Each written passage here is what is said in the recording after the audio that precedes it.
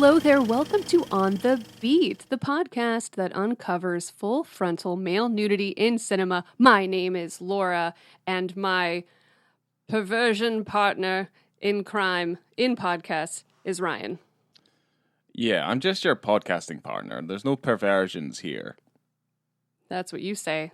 And we're going to dig in to what the perversions are while we talk about the 1996 erotic drama, Female Perversions. Yeah, see, it has nothing to do with me. I'm not a female. We're going to find out.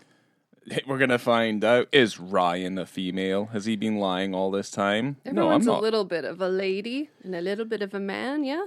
Well, I think Chromosomes we're all... and something like that? Yeah, I think we're all conceived female, and I think there's something that's put in there, like at that inception point that makes it male. I think that's what it is, or it's the other way around. Either way, sounds great. That was some science.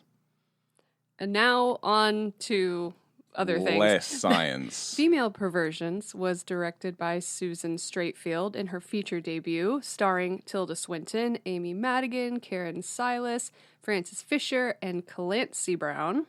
Yep. And I'm going to give you the synopsis, and guess what? It's long. That's usually the sign of something bad, so here we go. Synopsis pulled from Letterboxd. Oh, I'm going to stumble all over this. Okay. Eve Stevens, a beautiful and sexy high-powered attorney, is up for appointment as judge. But below her veneer of self-confidence lies a darker side, one in which she is driven by bizarre visions and sexual fantasies.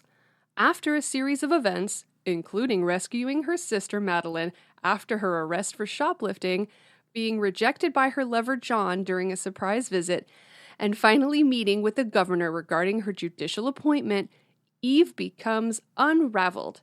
In a stunning and climactic conclusion, Eve is forced to confront her fears and, more importantly, herself. The tagline is, "Dare to let yourself go where you've never been before." Well, I had to laugh because you were like coming up to her appointment as judge. I was like, right, okay. Yeah, no, that was really long. Also, didn't glean anything from it whatsoever. My name is Judge. Judge. Here comes the judge. It's not a very good synopsis. Well, that doesn't really help. Lays out kind of the thread throughout the story, but it's not what the movie's about. It's not what the movie's about at all, no. Why don't you go ahead and tell us about Susan then? Susan, you said Streitfeld, right? Or is it Streitfeld? Streitfeld? Streitfeld? Okay, so Susan Streitfeld, she's a film writer, director, and she's an acting coach. And we know that because she's on LinkedIn. Connected. Well, I followed her on LinkedIn.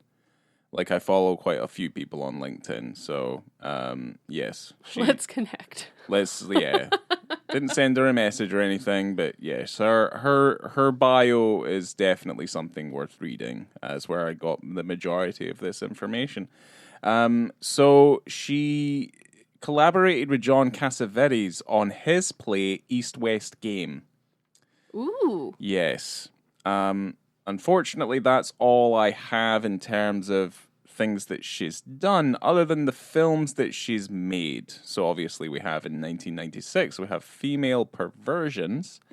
And then that kind of jumps all the way up to 2001, where she made a short, which was part of the Erotic Tales series, I think. And it was called The Summer of My Deflowering. Beautiful. Do you remember the summer of your deflowering, Laura? Disappointing. I remember my deflowering. It's still happening. Oh. Yeah. And then in 2010, we have Golf in the Kingdom, which I can only assume is about kings playing golf.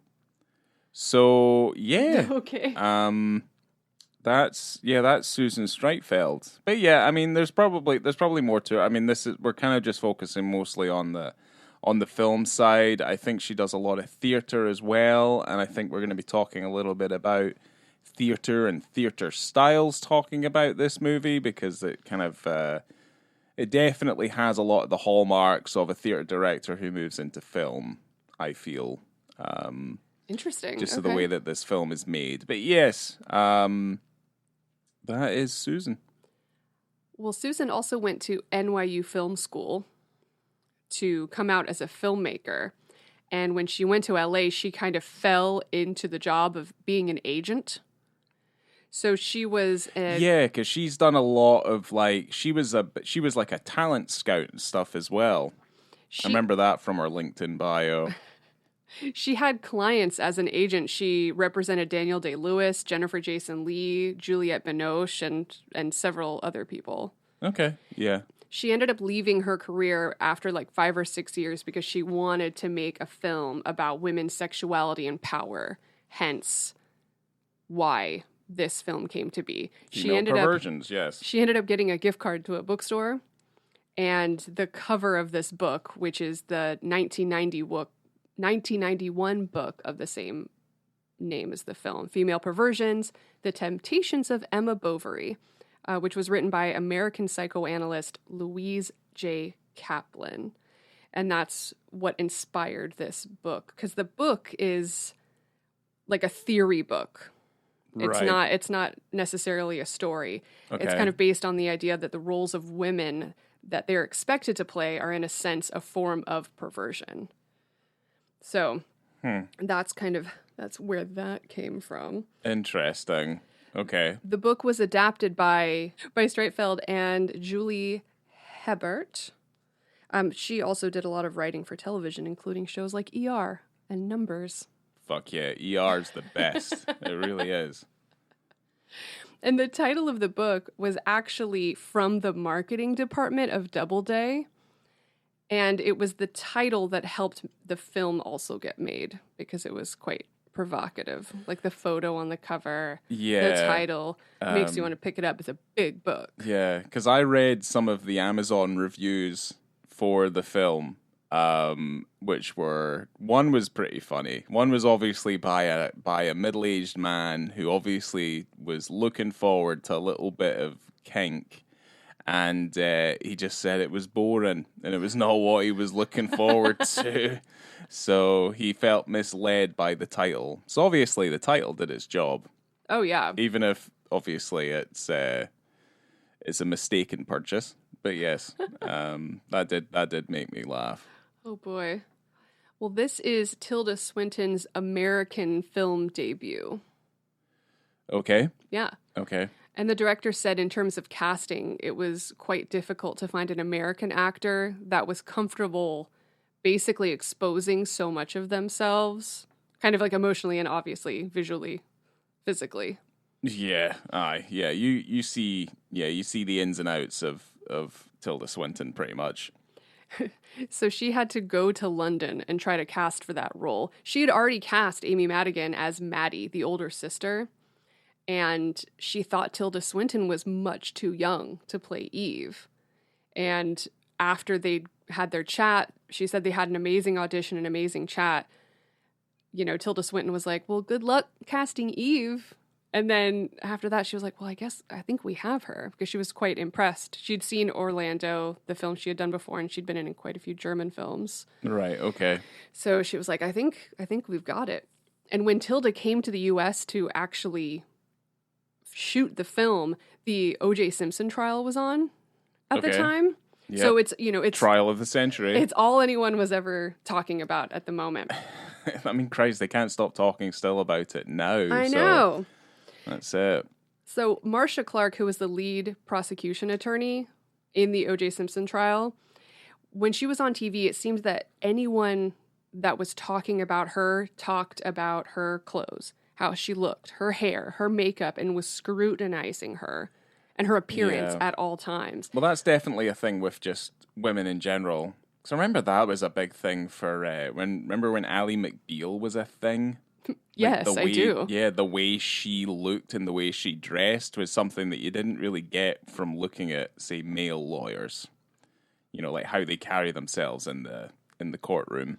Well, that came out at around the same time that this was, so that was a big push for, I don't know, like putting women first and more women's rights and more visibility, I guess, for powerful women at that time. You know, like coming out of the 80s and you've got your shoulder pads and women in the workplace and kind of staking their place in business and in the world. Yeah. Places of power. Yeah. Well, it's still as much as that's the case, it's still a male-dominated world for the most part. Are you sure? I think back then it was. Do you know what's quite sad is that the Vinegar Syndrome Blu-ray of this came out really, really recently. So there's brand new interviews and everything in your special features and whatnot. And there's an interview with the director, and it's before the most recent election. And she was talking about how, you know, this film is about women and their roles and power. And she said, you know, well, I hope things are changing. You know, we're in a world where we have a female that's running for president. We can hope that maybe we will have a female president. Maybe women will vote for other women. And that was kind of heartbreaking. Yeah. Considering, you know, how things are at the moment. But it was just kind of funny to see that and hear that reflected right now. Well, I think more than any time now is like the fight's still pretty fresh, regardless of how many decades it's been taking place. I mean, we've not. Here's the issue, or at least the thing that I see, is that we've not come so far forward in society as, say, back God knows how many 100 years or so, when women were throwing themselves in front of horses. Like, we really haven't gotten that much further on as a society. That's kind of how I look at it. Votes for women. Yeah, so... Votes for women. Yeah. But anyway, politics aside, yeah, well, she has a good point in that, yes, there should be more female voices in cinema, and I do think things are leveling out to the extent that there are some pretty strong voices out there in cinema right now. So, well, I'm just going to finish up talking about O.J. Simpson. Obviously, Marsha because Clark that's why we're all here. Played into Eve's character quite a bit. Okay. You know, as in the beginning of the film, we're seeing Eve in her element, right? We're seeing her in her role where she's an attorney and, you know, she's doing her freaking job. But all you're seeing is very close-up shots of, like, her mouth speaking, her clothes, you know, the cut of her business outfit where you can not even see her cleavage. It's just a shadow of her cleavage, her hands, her fists. Well, she's surrounded by men who are judging her and looking at her. Yes. I think that's what it's meant to signify. It absolutely is. Yeah. And it's interesting because you know how the film starts with that fantasy sequence that persists throughout the film. Usually when she's orgasming or having sex is when she's having these erotic fantasies, which are the weird tight ropes and Roman Greek symbology. Bondage. The bondage, yes. It's all very dark. Things that are affecting her in her personal life start to kind of meld into this like dreamlike fantasy world that she's generating. But obviously when she's coming, that's what she's thinking about, is the tightrope masked Greek Roman individuals in the dark. So yeah. To each their own. That title sequence was not meant to be that fantasy. The director wanted it to start in reality, in the film, in her world, and not necessarily in her fantasy world. But they had to change it to appease the distributors for whatever reason. They didn't want all of these fantasy sequences. So in order to kind of make it work for the distributors, she changed it so that it started with a fantasy sequence. But she wanted the audience, the goal was to make them feel a little lost and to just kind of follow along with your feelings. Okay. So, and that makes sense because there are several times when I watched this movie for the first time, I didn't know who was a real person in her life and who wasn't. There's ones that are clearly real, like her sister and things like that, and her boss probably. But there's those moments, let's say when she meets the young doctor, Yeah. and there's those sexual sequences with her. I didn't know that she was real. I knew she was real, but there's times where I didn't realize that they were actually having sex. Yeah, I think, well, I was able to make that distinction. But yeah, no, I always thought the doctor was real. I always thought she was real. Well, I knew the doctor was real. But I just didn't know the sex between them was real. There I are- thought that was a fantasy she was Right. having. Well, no, there are moments where she's fantasizing about.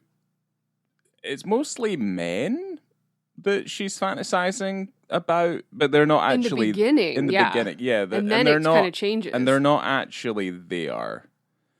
Like that sort of thing. You know, that happens to her in her office. And the Yes. guy who was in the courtroom is like, you know, got his hand around her throat and he's like whispering into her ear and Flabby thighs, yeah. saggy tits. And then like obviously he's not there. But she does that to herself though. She's like continually she's degrading herself, like her mind and like the way that she's saying things. Because there's also that big woman covered in mud who's also in the Earth defense. Woman. The Earth Woman who's also, you know, a sight. So, you know, there's all that. There's all this kind of symbology and the metaphors and the, you know, the idea that we're getting into her head and our own apprehensions and, you know, all this sort of stuff that's kind of going on. It's a hard thing that, like, when it first starts happening, you're like, what the fuck is this? But then once you kind of get into it, then it all starts to make a little bit more sense and it feels like a very interesting, creative choice. Yeah, it's weird to imagine a woman being so self-deprecating. I've never met one. I've never thought anything bad about myself. Not once. Yeah, no. Women don't normally are self-deprecating. They usually love everything about themselves. Yes, I have Usually. no problems with my appearance whatsoever. Yeah. Ha. Yeah, exactly. It's like, oh, what are you complaining about now? So, oh, here you go. Oh boy. All right. We already jumped into the film, but it opens with a quote by the book's author, who says that the roles that women are required to play in our society are in themselves a form of perversion, right? So it starts off with that pillow, that silk pillow that's embroidered. Yes. And then we jump into a cool sex scene right in the beginning after the title sequence. Yeah. With one of Eve the finest and- character actors ever. And yes, playing the character of John, Clancy Brown, the one and only. So fucking good. He's only in the film for like 5 minutes, but he's great. He's like the Philip Seymour Hoffman of this movie, where he just jumps in and you're like, hell yeah, Yeah. Clancy Brown is here. Clancy Brown is here to save the day. Here we are. If you guys are like, oh, who's Clancy Brown? As soon as you Google him, you will know exactly who he is. And he's been in The Adventures of Buckaroo Banzai Across the Eighth Dimension. He's been in Highlander, Pet Sematary 2, Yep. The Shawshank Redemption, Starship fucking Troopers. Yeah, I mean, Shawshank's maybe one of his biggest ones. He's also the voice of Mr. Krabs in SpongeBob SquarePants. Yep. And you see his penis and his balls. You do. It's his scene, and we're already there. We've barely even started the movie. This is 4 minutes and 33 seconds into the motion picture. Yep. And you see Mr. Krabs' balls. It's awesome. It's really great. Yeah. Yeah. I mean, I don't know if that's amazing. Like, obviously, you know, Mr. Krabs. It is amazing. You're not expecting to see that from Clancy Brown. You've seen him in everything else, and then here it is. And it's right at the top.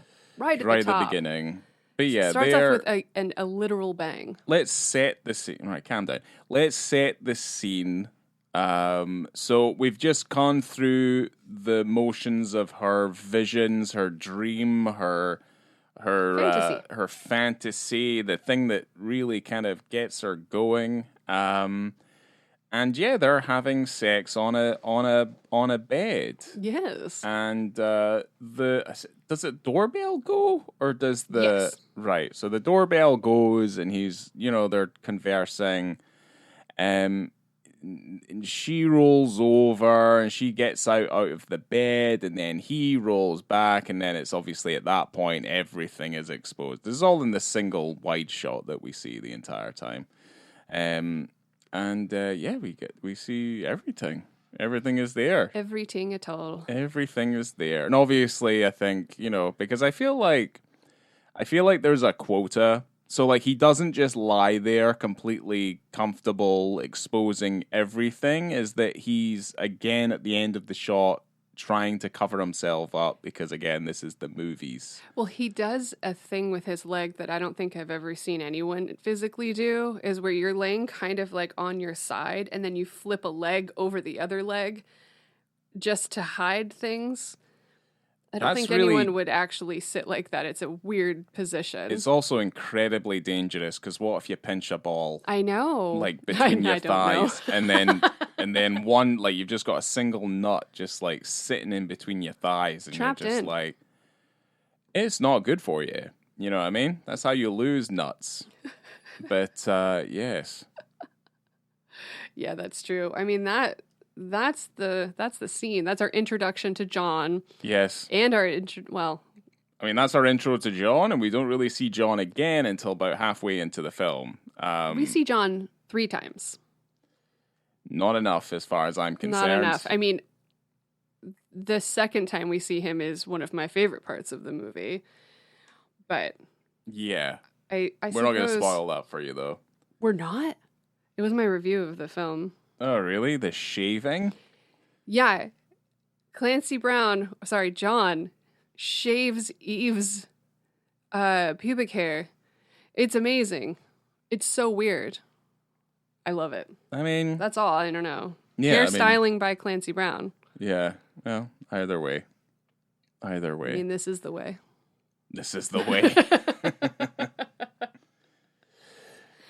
And I think that everyone will have noticed when watching the film, there's several quotes from the book littered throughout the film. You see it on a bus bench, on the side of a public telephone. It's on the TV, in a magazine. These were things that I noticed that made me feel like it was a lot more theatrical than it is a film. Like, it feels so incredibly staged in a way. Because there's a lot like her office, the interior of like the lawyer's building and stuff like that, like the way the elevator doors stay open, all that stuff. It's all very much, it's staged. Like, it's very staged. And to me, I feel like it borders on this idea that you're aware that it's fake.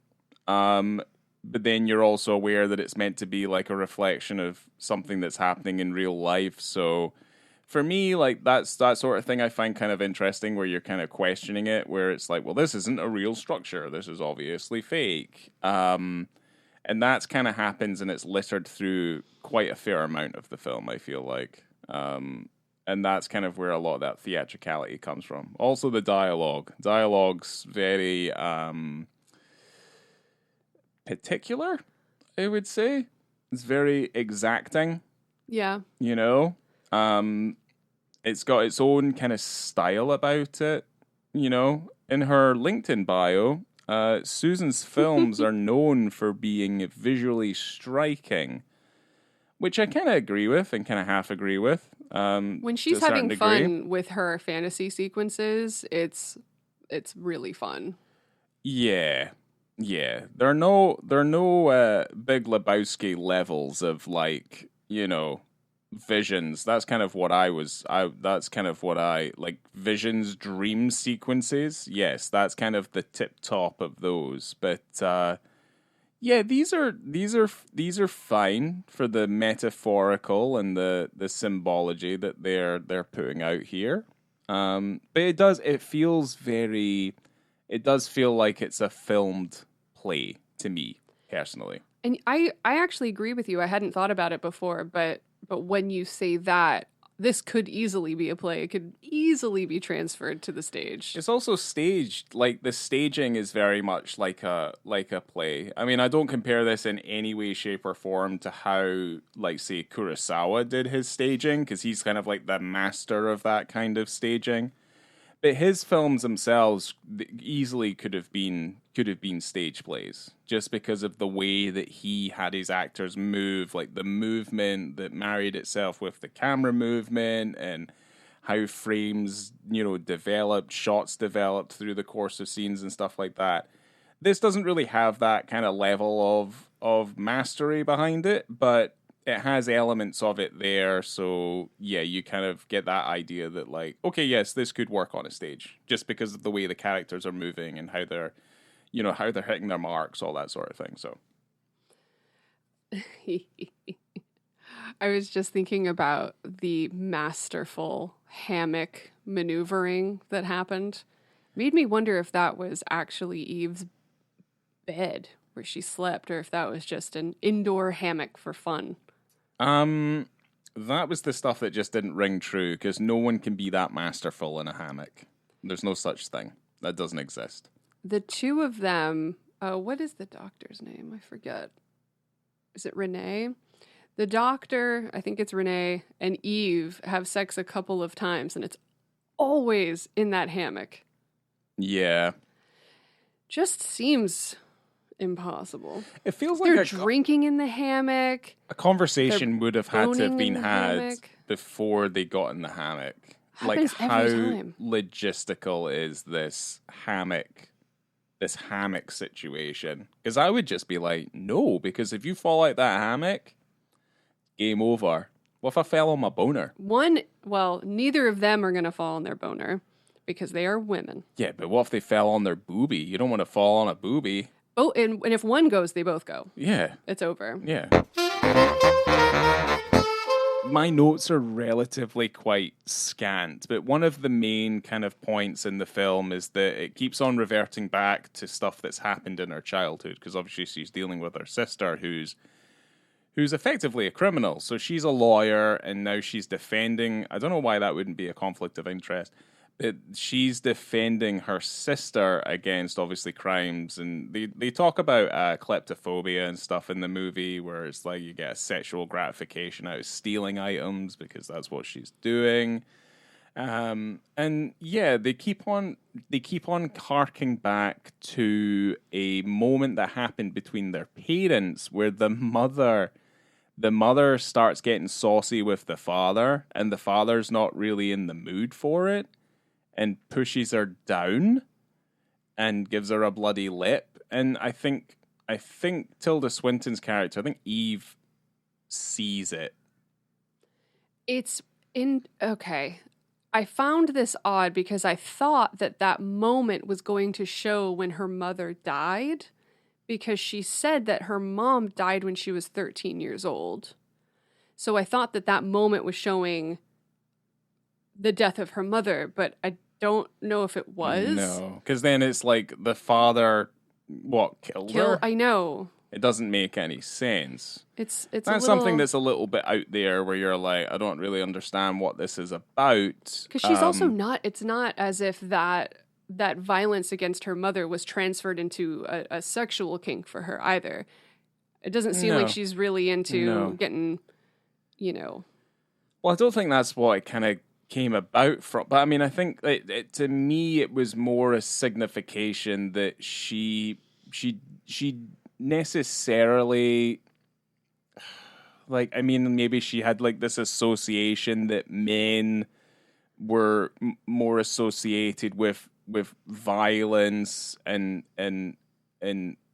hatred against women, as opposed to, because Eve is a character. She's probably bisexual. She's having sex with women. She's also having sex with men. I guess it's kind of whatever floats her boat at any particular moment. Love is love. But you can tell that, like, the men in this film, they're quite domineering, and they're basically telling her what to do. and they hold all the strings, and they very much are incredibly opinionated, and they're judgmental. And with the female characters, you don't necessarily have that. The female characters in this, because there's a wide spectrum of female representation in this film, they're all incredibly well-rounded, but they all have their own little things that set them apart. Like, they all have issues that they're dealing with. There is a point towards the end of the film where I do feel like a lot of female characters were kind of pushed in towards maybe the second half of the movie, that all are almost in a way like a cartoonish kind of archetype of a woman. Yes. You've got the young little Edward Furlong, the dirty little Edward Furlong girl. Yeah, the pig pen. Why is that? Why is she so dirty? I don't know why and there's she's also dirty. a shot where she's picking at her nails, and is that her cuticles? With a fucking knife. Yeah, well, she also at the dinner table. She cuts herself. Like she has, she obviously has. Also, I wasn't a massive fan of the fact that she cut the word love into her leg either. I was like, all right, okay then. She is a very complicated character. The fact that she believed that every time she had her period, there was a baby trying to come through, and then she would bury her period blood in the desert. Yeah. And it was she called them all of her babies. I mean, to be fair, she's 13 years old. If you looked at how they depict this, obviously this family situation, most of them are drinking, and they're just kind of like slow dancing to bad music it looked like something out of Bad Lieutenant, where they're kind of just like, yeah. Yeah, the mother is one who is obsessed with what was his name? Freaking Kyle or something. Yeah, some guy. She's all like, dude, she's just obsessed with. We never see the guy, but that is her main focus, is getting this guy to tie the knot. But she's obviously desperate for companionship. Like that's because her sister, or the aunt, who's kind of the more like the cougar-esque, she's kind of very independent, and she's got a lot to say, very kind of sexually charged. So the fact that they acted that way around that 13-year-old girl is insane. The aunt is having her niece take boudoir photos of her in the living room with her. I mean, the amount of casual titties is pretty incredible. There's a ton of titties. Yes, there's a ton of titties. The only person who seemingly did not like the titties was the father in the flashback. Yeah. Because the mother took his fountain pen, and we all know what a good fountain pen is like. She's like rubbing it on her boobies. That was hot. And on her nipple. That was a hot scene. Yeah, but like he didn't want titties on his fountain pen. See, that's how you know a relationship isn't going to work. You just got to get out of there. If you can't rub a man's fountain pen on your titties, then it's no good. I think there's people out there who understand that it's hard to get a good pen. So when you have a good pen, if you have a good pen, you don't want anyone messing with that pen. Like a good right, I'm always on the search for a really good right. I mean, I do love a pen, but good Lord. It's not just the pen, though. It's the right. It's how it writes. Well, this woman rates sexual relationships with her husband over a fountain pen, and he doesn't. No, he doesn't. He was fucking pissed. That's why he probably killed her. Yeah, aye. Just saying. The fucking taper of that pen he probably had was perfect, and she's put all her fucking dry titty skin all over the end of that dry titty skin? Yeah, probably. That's probably what's happened. Her body is beautiful, okay? Everyone has a beautiful body. But he doesn't want titties on his fountain pen. Stop it. End of story. This is ridiculous. So the aunt, when her sister comes home, who's also the mother of the little Edward Furlong, the sister's distraught, right? And the auntie is like, I know, I can show you how to get a man. This is all you do. And she does a sexy dance in front of her sister, in front of a stranger who is Eve, and then her niece. And she's just doing this crotchety dance, and it gets her sister all hyped up, and the sister starts dancing and crying, and they're dancing and crying while just Eve and the young girl are just sitting there. It's genius. Loved it. It's like something out of it's like something out of Texas Chainsaw 2. Like that's Some kind of David what it Lynch is. shit in there. Yeah. It's weird. It's very weird. Awesome. There's some weird shit in this movie though. Like you talk about David Lynch, like this is kind of like your poor man's Lynch, this movie. Well, and by saying that, don't say it like that, because it's good. If you're saying poor man's David Lynch, it kind of leads you to think that it's not good. I mean, but the thing is, stylistically, it is kind of like that, though. It is kind of like a poor man's version of it. Because there's not really an awful lot of... there's not an awful lot of justification for the film to behave the way that it behaves. You know?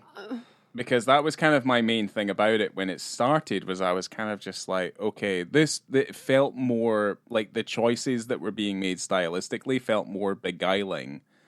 And effectively, I would feel like as an audience member, if you multiply that tens of thousands of times, it would feel quite alienating as you watched it. Now, does that mean it's bad? No, I never said it was bad.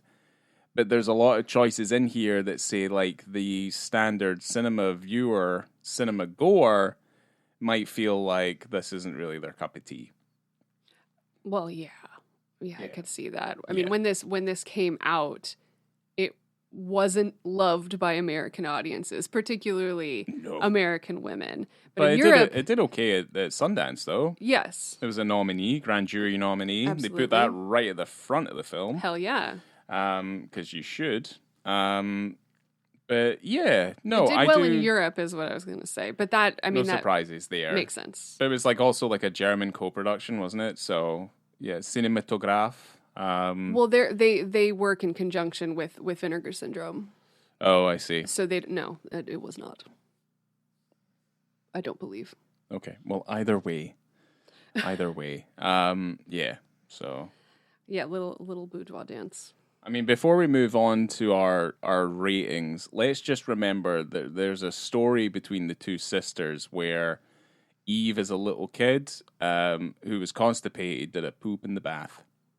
She thought that was a false story. Also, you called the sister a criminal, and I disagree with you, because there is a thing that, and you were talking about how it's a theory that one would potentially derive sexual pleasure from shoplifting. But she talked about it during the course of the movie. I know she talked about it, but I think that is also just a thing where that's kind of where she gets her pleasure from, and then Eve gets her pleasure from sexual intercourse and sexual situations. Well, studies have found that siblings, it's either older or younger, end up potentially being charged with crimes. More likely, I think the first sibling is always seen to be the good sibling, and then the second one ends up being the one that gets in trouble. Yeah, and this is also before we get into the rest of it. I wanted to bring up again about how brought it up earlier about how the distributors wanted they actually wanted all of the fantasy and all the dream sequence completely out of the film, specifically the Earth Woman that kind of comes in towards the end of the film, who essentially pushes Eve to like cut herself in the bathroom.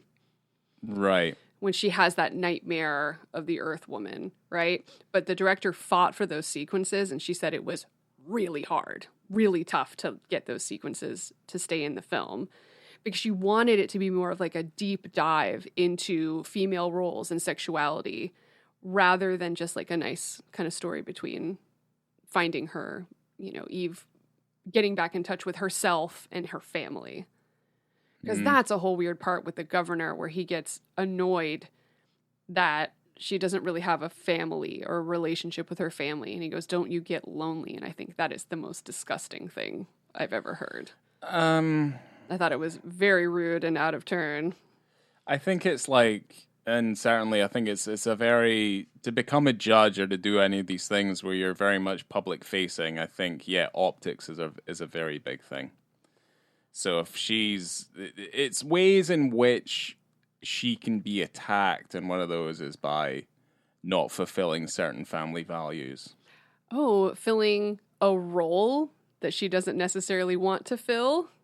Well, yeah, I mean, basically perverting her. Well, I'm taking it from the stance of what this fucking film is presenting to us. But you're exactly right, care. because that's another role that she has to put on, because everything is a facade.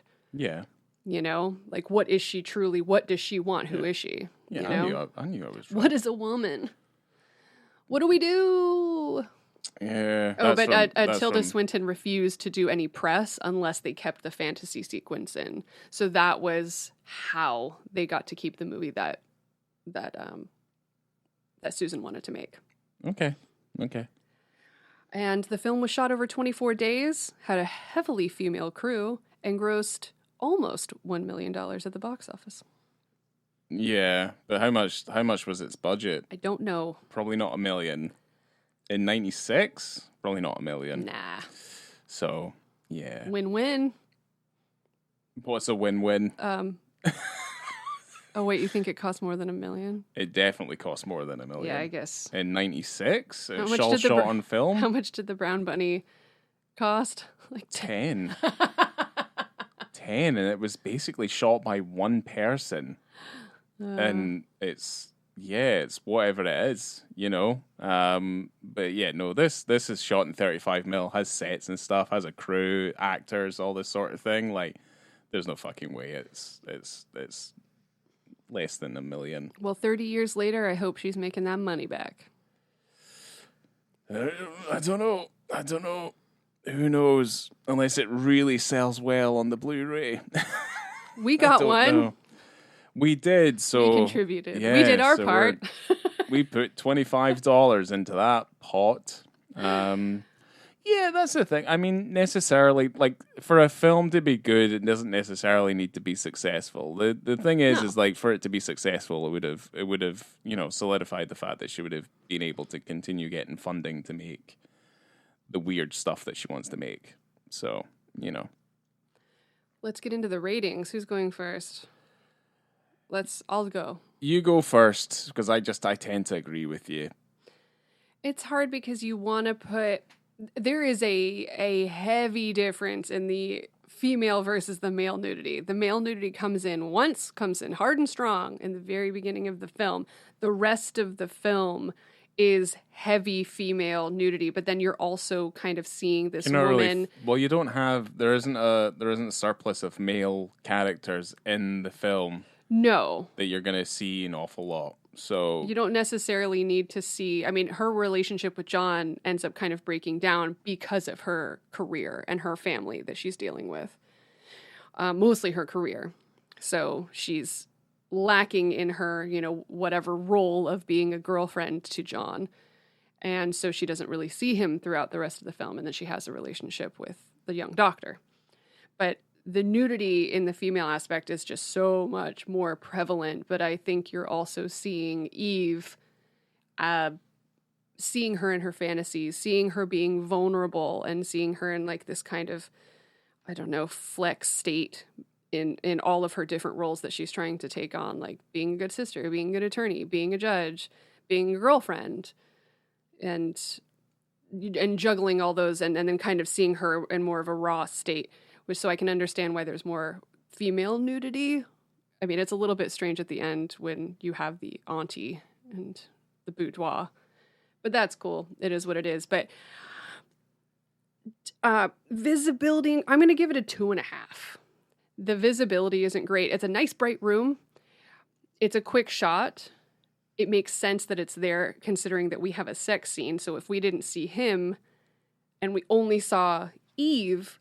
It would be odd considering the literal position that they were in at the time of the shot, you know? Mm-hmm. So I just don't... Is it necessary? Yeah. Is it a great shot? It's fine. It's nice that it's there considering how much heavy female nudity is in the film. But I don't know. It wasn't like... It didn't blow my mind. It didn't change anything for me. If it wasn't there, it would have been okay as well. So... I'm kind of just like down the middle about it. Okay. Well, yeah, no, I'll agree with you in terms of going down the middle on it and kind of the quality of it. It's not particularly memorable either. No, except that it's Clancy Brown. Unless it's Clancy Brown. And I would also kind of say that, like, we are dealing with a film called Female Perversions. So, I mean, the fact that we're focusing very much on the female anatomy, but I mean, it's made by a female filmmaker. So I'm kind of just like, there's obviously a level of tact that's being employed here, you know? Right. And yeah, I mean, it's definitely, there's a lot more focus on the lesbian relationship that she has with the doctor. But then also, I feel like personally, like that relationship doesn't really amount to very much. Like by the end of it, really, I feel like she's using her. I feel like Eve is using the doctor. Maybe, but I just don't think it's particularly well fleshed out. You know, so it's kind of just like it's one of those things. So you know, but I guess like that's kind of to decipher, like, you know, that this is kind of the general light is that she's very much career driven. So you know, her family and her career certainly take center stage over her being able to actually have meaningful relationships in her life. But yeah, in terms of the scene itself, I'll go straight down the middle as well. It's not particularly memorable, but it is what it is. I know she's not looking for notes on a movie that came out 30 years ago, of course, but in those fantasy sequences, you have those Greek figures and the bondage and whatnot. They could have been naked. Easily. Maybe. I'm just saying, if you want to, I think that would maybe make the male nudity a little bit. It would even out the nudity quite a bit. It wouldn't take away anything, you know, because Eve is naked in those sequences. But they do effectively, we don't unmask them, but they undress them and they see a pair of boobies. I feel like it's another female entity. So it would have been interesting if you had these male figures in the beginning that kind of change, you know, because they do change. Mm-hmm. In the beginning, they're male. And then if it changes towards the end, like it does to be female, but if they were nude, I'd be like, all right. But then, you know, you're already having trouble with the distributors in your fantasy sequence, and then just to plop a bunch of dicks right into before you even see the name of the movie. Yeah. I think she might have run into some trouble. Yeah. All right, I argued myself out of it. Okay. There we go. And well I'm going to give the movie a 4. When I first saw it, I gave it a 3.5 because I was like, what the hell is going on? I like this, but I'm confused. And I saw it again and I was like, all right, I'm here. I'm with it. I'm for it. It's a weird movie. I love weird. I love people trying things, changing things, having some interesting visuals, having an interesting story. Tilda Swinton is amazing.